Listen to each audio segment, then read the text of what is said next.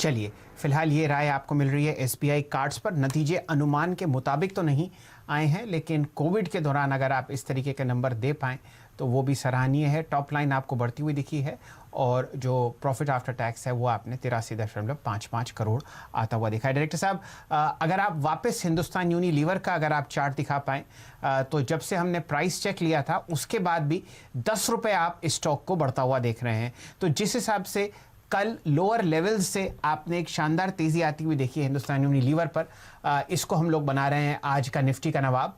अब 100 अंक की आप बढ़त आते हुए देख रहे हैं, 102 रुपए ऊपर 2094। इसमें मोस्ट इमीडिएट रेजिस्टेंस अगर अब आप चार्ट्स पर देखें तो वो है लगभग 2128 का। और जैसा कि थोड़ी देर पहले मेरे ख्याल से मिश्रा साहब कह रहे थे वीक, अगर आप वीकली चार्ट्स पर क्लोजिंग देखेंगे तो वहाँ पर भी एक बहुत शार्प रिकवरी आप देख रहे हैं इंट्राडे लोज से भी और वीकली लोज से भी, जो थे 903 रुपये 1903 रुपये के आसपास। श्रीकांत जी, बताइए किस हिसाब से आप मूवमेंट को देख रहे हैं हिंदुस्तान यूनिलीवर के, और क्या राय रखते हैं कुछ ऐसा मौका कि आप इसको बीटीएसटी कैंडिडेट बनाएं? देखिए, वैसे बीटीएसटी कैंडिडेट तो डेफिनेटली बना सकते हैं, क्योंकि आज के पूरे दिन में हमने सेक्टर स्पेसिफिक अगर एक्टिविटी देखी हो तो वो एफएमसीजी की थी, और उसमें हिंदुस्तान लीवर में लगातार क्लोजिंग तक अगर इतनी बड़े वॉल्यूम्स के साथ अगर ट्रेड हो रहा है तो यकीनन ये बीटीएसटी का कैंडिडेट होता है।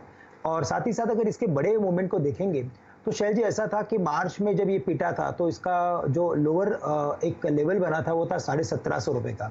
उसके बाद उसने 2600 रुपये तक की रैली की थी, और अभी जो करेक्शन हुआ है वो एक हायर बॉटम में कन्वर्ट हुआ है, और साथ ही साथ इसमें काफ़ी बड़े वॉल्यूम्स बने हैं। तो मुझे लगता है कि ये जो जर्नी है वो 2300 रुपये तक चल सकती है, कम से कम, शायद काफ़ी नज़दीक भी जाए 2600 के, लेकिन 2300 रुपये तक तो लगती है जर्नी। करंट लेवल से इसे लॉन्ग करें, और बीटीएसटी के बेसिस पे मैं लॉन्ग कर रहा हूँ तो मेरे जो स्टॉप लॉस रहेंगे वो काफ़ी नज़दीक के होने चाहिए। तो मैं स्टॉप लॉस रखूँगा 2065 रुपये का, और टारगेट्स रखेंगे हम 2170 रुपये के।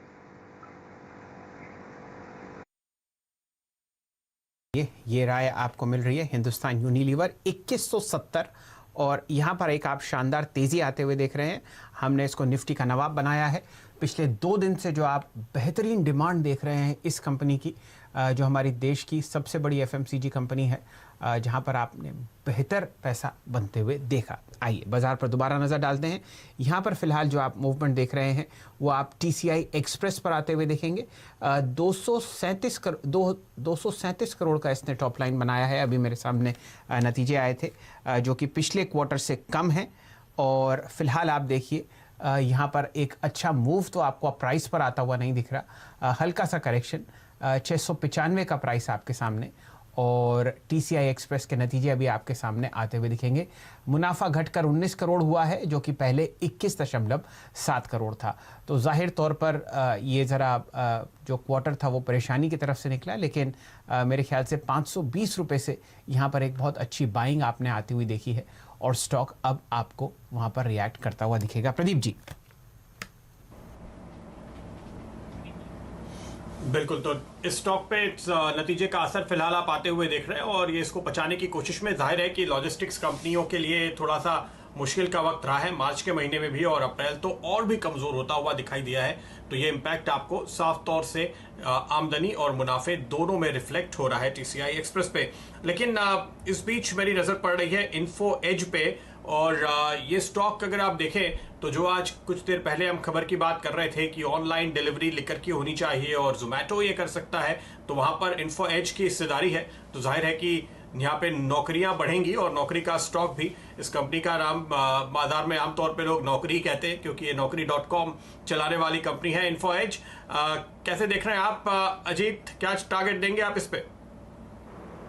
देखिए प्रदीप जी, मैं अगर बात करूं तो रोल ओवर हिसाब से शायद सबसे ज़्यादा रोल ओवर अगर किसी काउंटर में हुई तो शायद वो नौकरी.com और एमआरएफ ही थे। तो यहाँ पे जिस तरीके से हम देख रहे हैं कि मोमेंटम भी उस तरीके से कैरी कर रहा है, every day we are seeing कि स्टॉक अपने नए हाई को बना रहा है। वॉल्यूम्स आज के सेशन में काफ़ी शानदार हैं, खासतौर से लास्ट में जो ये ब्रेकआउट आया है उसमें अगर आप देखेंगे तो वॉल्यूम में काफ़ी स्ट्रॉन्ग एक ग्रिप दिखा है।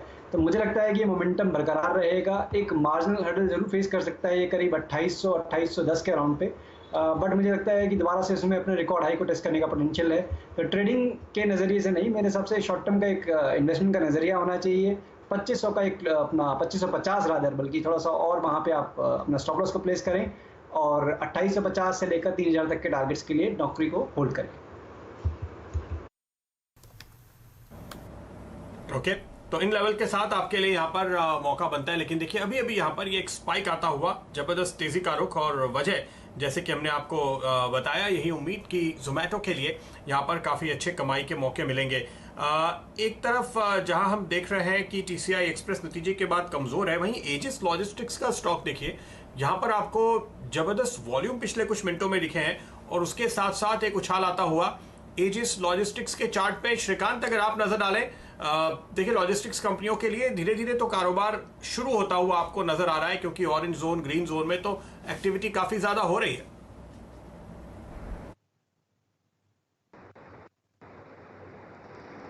बिल्कुल, वैसे ओवरऑल अगर आप देखें तो लॉजिस्टिक में अभी जो ट्रेंड है वो काफी सबड्यूड रहेगा, लेकिन आने वाले दिनों में वापस पिकअप हो सकता है।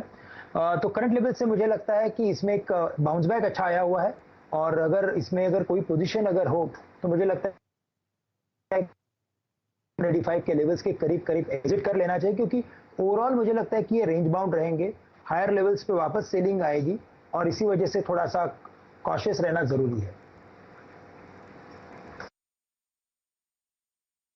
मेरे ख्याल से यतिन जी के साथ एकदम जुड़ते हैं, क्योंकि थोड़ी ही देर में कल का खिलाड़ी आज आपको आता हुआ दिखेगा।